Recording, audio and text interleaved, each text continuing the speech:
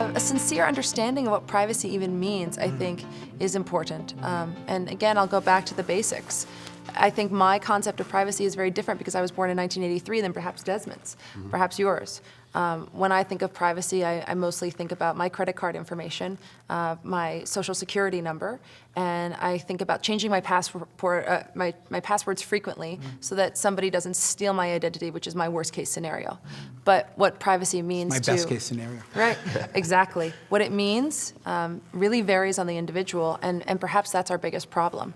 Trying to create a definition around privacy means creating subsets of what we think privacy could be.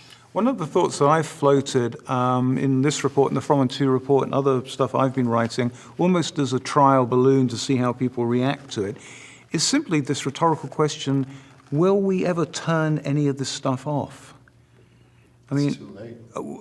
You think it's too late? It's too late. We can't what would you turn off? How would I have gotten here? Well, Michael's not on Twitter. Yeah.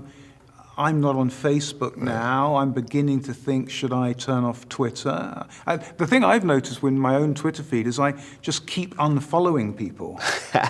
And I'm sort of... But do you have an Alexa at home?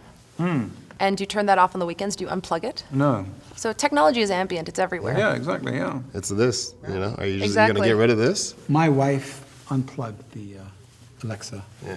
And there are names for that now. Tech hiatus, tech Shabbat. I mean, people have terms for it. Well, that's right. Is it one day going to turn into a weekend? Is a weekend going to turn into 4 days? Is it going to turn into turning the whole thing off altogether? My brother worked at Facebook, just left, and he had a very interesting way to try to finesse the privacy thing. He said, it's not about privacy, it's about the control of your own information. So that's one way of saying it. Oh, it's not about privacy. Where do you have control? Where do you not have control over information? But there's another point that I would like to make, and I'll make it briefly. When I was growing up, when you and I were growing up, if somebody had cancer, it was a secret. You did not discuss that kind of disease. If a woman had had a miscarriage, it was not discussed.